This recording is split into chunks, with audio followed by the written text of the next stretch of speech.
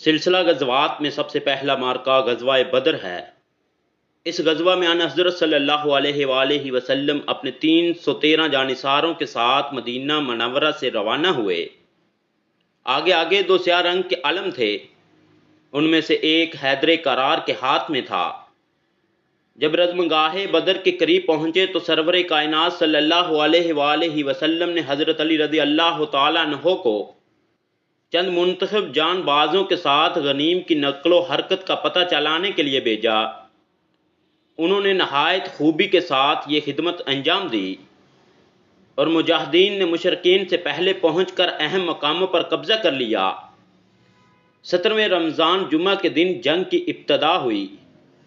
قاعدہ کے موافق پہلے تنہا مقابلہ ہوا۔ سب سے پہلے قریش کی صف سے 3 نامی بہادر نکل کر مسلمانوں سے موازر طلب ہوئے۔ 3 انصاریوں نے ان کی دعوت کو لبیک کہا اور آگے بڑھے۔ قریش کے بہادروں نے ان کا نام نسب پوچھا۔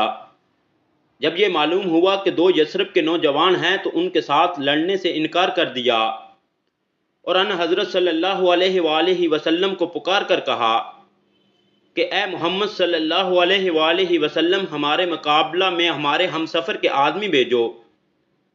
اس وقت ان حضرت صلی اللہ علیہ وآلہ وسلم نے اپنے خاندان کے 3 عزیزوں کے نام لیے، حمزہ علی رضی اللہ تعالیٰ عنہ اور عبیدہ رضی اللہ تعالیٰ عنہ۔ تینوں اپنے حریفوں کے لیے میدان میں آئے۔ حضرت علی رضی اللہ تعالیٰ عنہ نے اپنے حریف ولید کو ایک ہی وار میں طے کر دیا۔ اس کے بعد جپٹ کر عبیدہ رضی اللہ تعالیٰ عنہ کی مدد کی اور ان کے حریف شیبہ کو بھی قتل کیا۔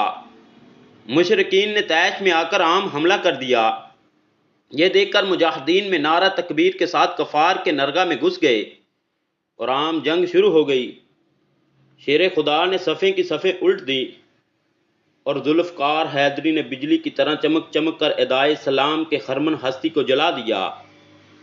مشرکین کے پاؤں اکڑ گئے اور مسلمان مظفر و منصور نے شامار مال غنیمت اور تقریباً 70 قیدیوں کے ساتھ مدینہ واپس آئے۔